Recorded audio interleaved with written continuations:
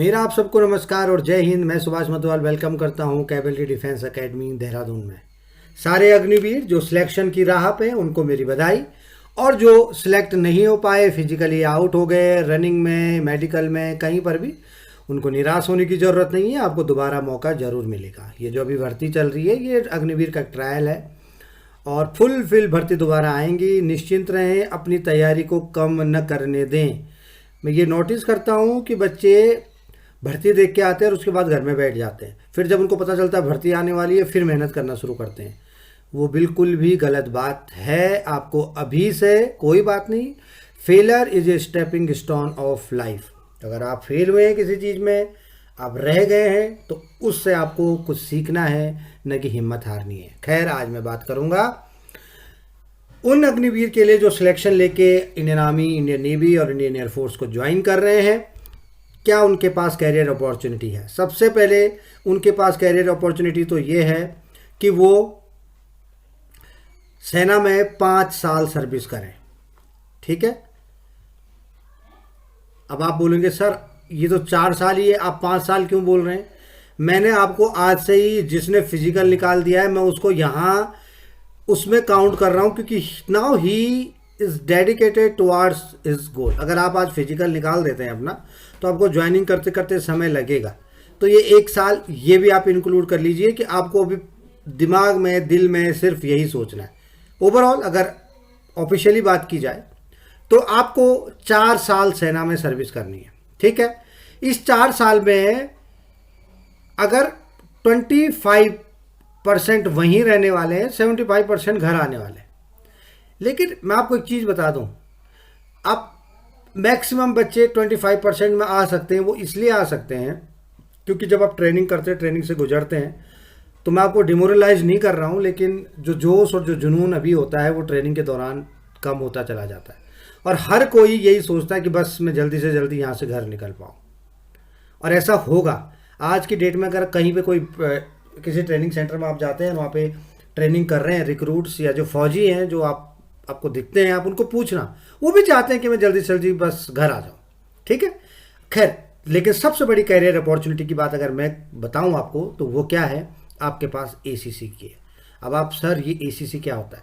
Indian army में commission लेते हैं जो जवान होते हैं, और सबसे आसान तरीका होता है भारतीय सेना में अधिकारी बनने का। इसका डिटेल्ड वीडियो मैंने बना रखा है, डिस्क्रिप्शन बॉक्स में उसका लिंक है, और आई बटन से आप उसको देख सकते हैं। आपको अच्छे से समझ आ जाएगा कि क्या कमीशन होते हैं जो एक जवान को अधिकारी बनाते हैं। अब आप सोचें, आपने सिर्फ अग्निवीर के बारे में सोचा था, 4 साल की नौकरी सोची थी, और उसके बाद आपको नेक्स्ट घर आके कुछ करने का प्लान था, या आपने कोशिश करी थी कि मैं 25% में वहीं पर रहने की कोशिश करूंगा।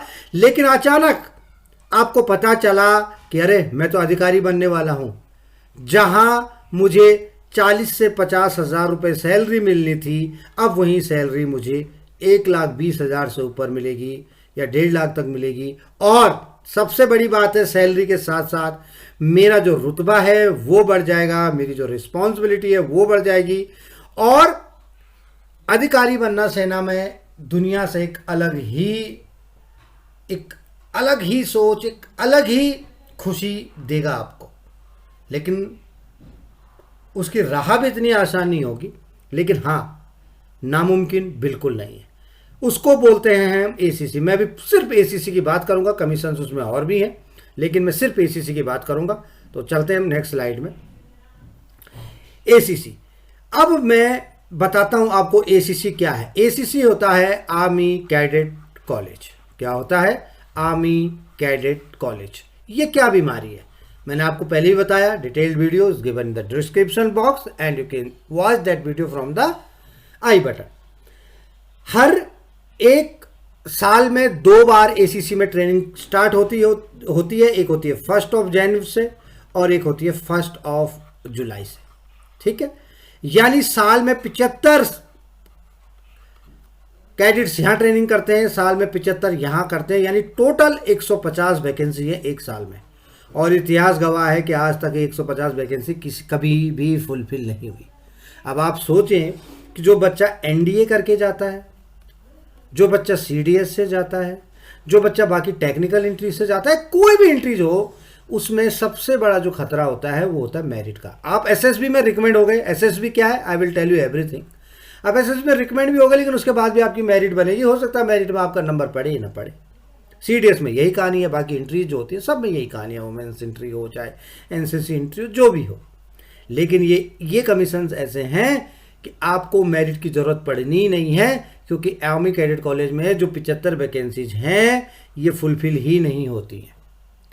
अब आप सोचें कि आपके लिए कितना आसान है। आपको सिर्फ और सिर्फ एसएसबी क्लियर करनी है और आपको सिर्फ सीधा बन जाना है इंडियन आर्मी में ऑफिसर। हालांकि एसीसी के लिए उससे पहले एक एंट्रेंस एग्जामिनेशन देना होता है, और उस एंट्रेंस एग्जामिनेशन के लिए क्या क्या आपको पढ़ना है, कौन सी बुक आपको रेफर करनी है, और आपको फौज में भी तैयारी करवाई जाएगी, वो मैं सारी बातें आपको बताने वाला हूँ। ठीक है, सबसे पहले आपको मैं बताना चाहता हूँ कि वैकेंसी मैंने आपको बता दी। 20 से 27 साल की उम्र, ये www.joinindianarmy.gov.in की जो वेबसाइट है वहाँ से आपको मिलेगी। लेकिन ये 27 साल को आपने काउंट नहीं करना। ये 27 साल है जब आपने ट्रेनिंग करने के लिए जाना है वहाँ पे, तो इसका मतलब आपको अप्लाई करने की उम्र आपकी 25 and 5 तक ही है। 25.5 साल तक आपको अप्लाई कर देना, क्योंकि जो प्रोसेस है एंट्रेंस एग्जामिनेशन का, एसएसबी का, ये सारा क्लियर होकर आप 27 साल से पहले ये सब चीज़ें हो जानी चाहिए। तो इसमें कम से कम 1.5 साल लग जाता है, 1 से 1.5 साल। तो इसीलिए आपको टाइमली 25 साल भी मैं बहुत ज़्यादा बोल रहा हूँ। आप जैसे आप ट्रेनिंग करके निकलते हैं, उसके बाद आपको अपनी सर्विस देखनी है। जैसे आप माना अगर आपकी इनरोलमेंट है 3 अगस्त 2022 की, तो 3 अगस्त 2025 के बाद आप कभी भी इसको भर सकते हो। इसमें ट्रेनिंग पीरियड भी इंक्लूड होता है, यानी 3 अगस्त 2025 के बाद आप एलिजिबल हो एसीसी के एप्लीकेशन के लिए, एसीसी के लिए अप्लाई के लिए। बस इसमें रिटन एग्जामिनेशन होता है, उसको आपको क्वालिफाई करना होता है। वो आपको फौज उसकी बहुत अच्छी से तैयारी करवाती है। ह्यूमन रिसोर्स डेवलपमेंट सेंटर होते हैं, एचआरडीसीज होती हैं फौज में, कोर लेवल पे और डिब लेवल पे, कमांड लेवल पे वो तैयारी करवाई जाती है। ठीक है, इसमें जो मैरिटल स्टेटस होता है, तो कई फौजी हमारे मोस्टली राजस्थान का जो एरिया है, यहाँ के मैरिड फौजी भर्ती होते हैं, तो वो भी अप्लाई कर सकते हैं और अनमैरिड भी अप्लाई कर सकते हैं। इसके लिए कोई भी बाउंडेशन नहीं है। हालांकि यहाँ इंडियन सीडीएस में ये बाउंडेशन हो जाती है, लेकिन आप फौज में हैं, आप जवान हैं, आप मैरिड अनमैरिड में डेफिनेटली कोई फर्क नहीं पड़ता उससे। ठीक है, पर ध्यान रखें ट्रेनिंग के दौरान अपनी शादी फिक्स ना कर लें। आपको सिलेक्शन हो गया और आप ट्रेनिंग करने वाले हैं अगले 4 साल, क्योंकि 4 साल ट्रेनिंग होती है एसीसी विंग में। तो 4 साल जो ट्रेनिंग होती है उसमें 3 साल एसीसी विंग में ट्रेनिंग होती है और 1 साल होती है आईएमए देहरादून में ट्रेनिंग। वो जो एसीसी विंग है वो भी आईएमए देहरादून के ही अंदर आता है। तो ये 4 साल में ऐसा ना हो कि बीच में सर मेरी शादी है फरवरी में, मुझे छुट्टी दो। तो जी नहीं, ये आपको पहले साइन करना होता है कि ड्यूरिंग ट्रेनिंग पीरियड आप शादी नहीं करेंगे। ठीक है, और इतनी जल्दी भी कुछ नहीं है, एक बार अधिकारी बन जाए फिर शादी करने के लिए बहुत समय पड़ा है।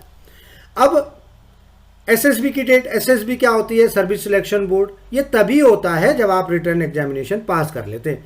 कैसे करते हैं, एप्लीकेशन कैसे भेजनी है, आपको कैसे एसएसबी सेंटर्स मिलेंगे। कपूरथला, अगर मैं आर्मी की बात करूं, कपूरथला एसी से ऑब्वियसली आपने आर्मी में ही जाना, तो कपूरथला, भोपाल, बेंगलोर और इलाहाबाद इसके अभी हमारे एसएसबी सेंटर हैं। कहाँ मिलेगी, कैसे मिलेगी, ये सब कुछ डिटेल्ड वीडियो है, मैंने आपको बताया, आप वहीं पर देखेंगे। ठीक है, 4 साल ट्रेनिंग मैंने आपको ऑलरेडी बता दिया है, जो कि लास्ट वाली स्लाइड में दे रखा है, लास्ट वाले पैराग्राफ में ये वाला। ठीक है, चलो आगे बढ़ते हैं। अब आपके मन में एक डाउट यही आ रहा है कि सर जो रिटन एग्जामिनेशन होगा उसके बारे में बताइए, है ना। तो देखो ये 4 पेपर होते हैं, थोड़ा सा बढ़ा दिया है इन्होंने सिलेबस, पहले 3 ही पेपर हुआ करते थे। इसमें जनरल मेंटल एबिलिटी क्या आता है अभी बताऊंगा, 150 क्वेश्चन होते हैं। करंट जनरल अवेयरनेस 150 क्वेश्चन होते हैं। और इंटरेक्टिव कम्युनिकेटिव इंग्लिश यानी जो आपका लैंग्वेज है उसके भी 150 क्वेश्चन, इसके भी 150 होते हैं, जो कि 120 ऑब्जेक्टिव टाइप होते हैं और 30 जो है डिस्क्रिप्टिव टाइप होते हैं। डिस्क्रिप्टिव का मतलब आपको उनमें लिखना होता है कुछ ना कुछ।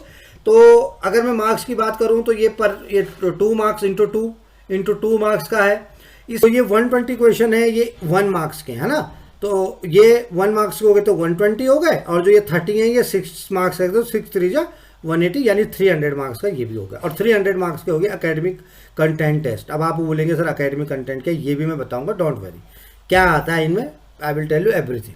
ठीक है, तो ये है इसका +2 और जैसे ये मार्क्स दे रखे, ऐसे मार्क्स आपको दिए जाते हैं। आगे बढ़े, ओके। अब जो पहला पेपर है जनरल मेंटल एबिलिटी का, उसमें आता क्या, एक तो रीजनिंग एबिलिटी आती है। आप लोगों ने देखा होगा नॉन वर्बल और वर्बल न्यूमेरिकल एबिलिटी जो है ये सब पूछी जाती है, एसएसबी में जाने के बाद भी होती है। इसके लिए आपको रीजनिंग की एक बुक लेनी पड़ेगी, अरिहंत की एक बढ़िया रीजनिंग की बुक आती है। साथ में जब आप माना कि आपका एग्जाम, ये साल में 2 बार एग्जाम होता है, एक फरवरी में एग्जाम होता है, एक अगस्त में एग्जाम होता है।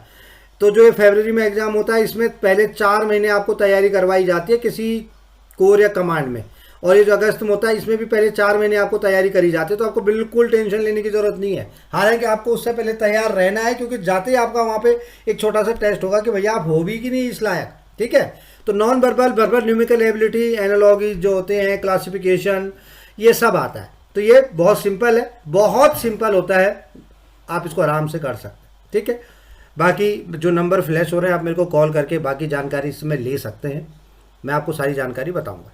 नेक्स्ट जो सेक्शन 2 है जिसमें करंट जर्नल अवेयरनेस की मैंने बात करी थी, उसमें क्या होता है कि जो आपकी सिचुएशन प्रेजेंट आपके पर्यावरण, मतलब जो वातावरण में जो भी चल रहा है ना, जो सोसाइटी में चल रहा है, इससे रिलेटेड क्वेश्चंस आते हैं। ये इनका आंसर आपको प्रैक्टिकली देना होता है, बिल्कुल प्रैक्टिकली आंसर देना होता है। और जैसे कि आपको लगता है कि हाँ ऐसा होना चाहिए, बड़े सिंपल है, आपकी सोच पे है, बाकी आपको प्रिपरेशन करवाई जाती है। अगर आप अप्लाई कर देते हैं तो आप मेरे को कॉल कर सकते हैं, मैं आपको इनको पूरी डिटेल जानकारी और इसकी PDF भी आपको प्रोवाइड करवाने की कोशिश करूँगा। अब होता है third, interactive communication English. English is the base of SSB। To become an army officer आपको इंग्लिश आनी ही चाहिए।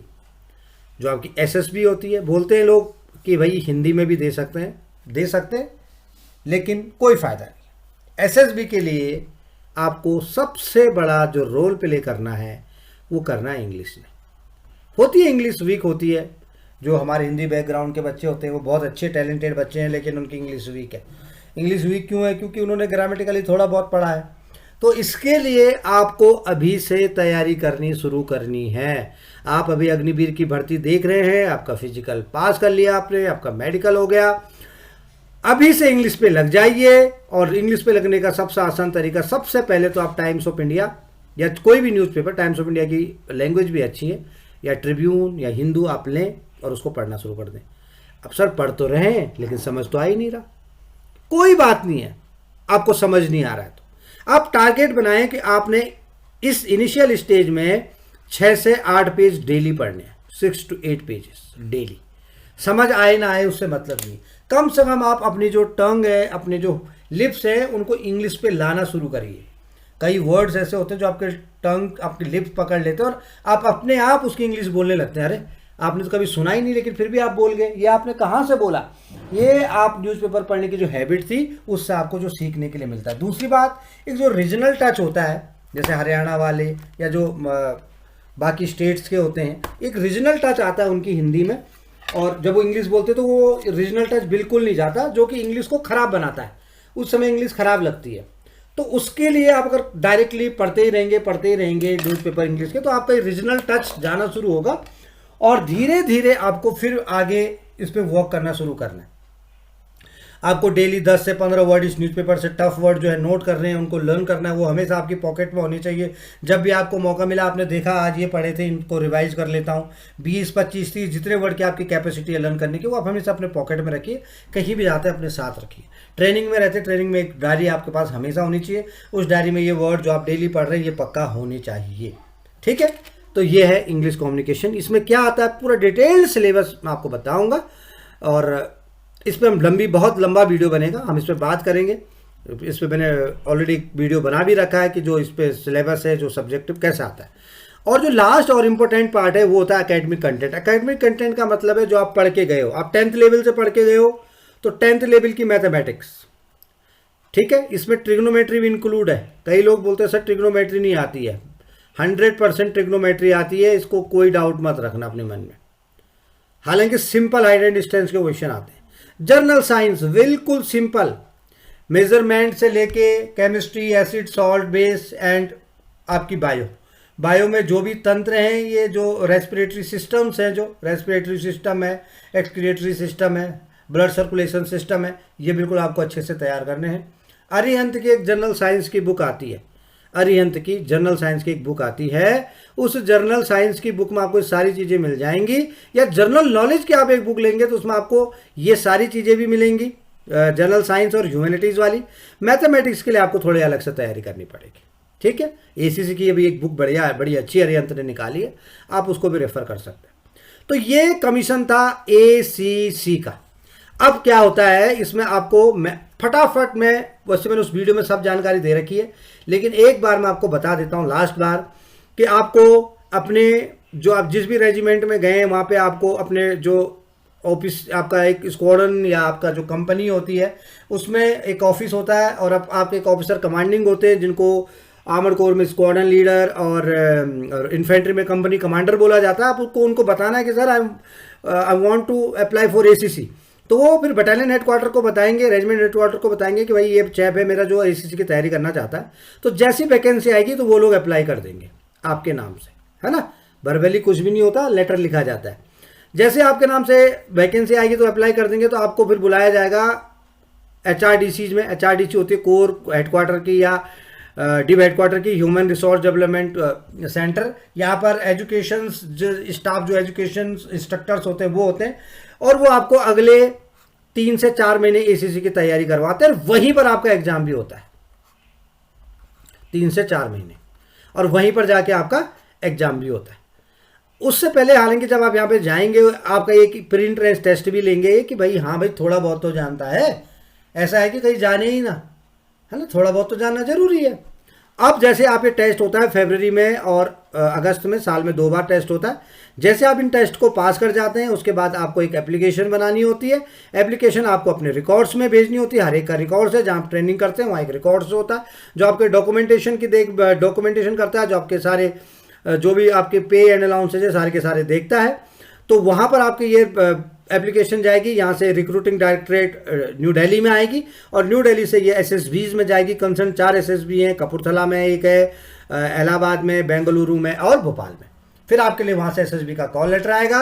एसएसबी में आपको अपेयर होना है। एसएसबी के जो जितने टेस्ट हैं, देखो प्ले लिस्ट मैंने ऊपर दे रखी है आई बटन में, डिस्क्रिप्शन बॉक्स में जाइए, पूरी एसएसबी आपको समझ आ जाएगी कि एसएसबी होती क्या है। एसएसबी की कोई कोचिंग नहीं लेनी होती, वो सब बात की बातें हैं। खैर, इंपॉर्टेंट बात यह कि आपने जाना क्या है और अभी आपने अभी से क्या करना है।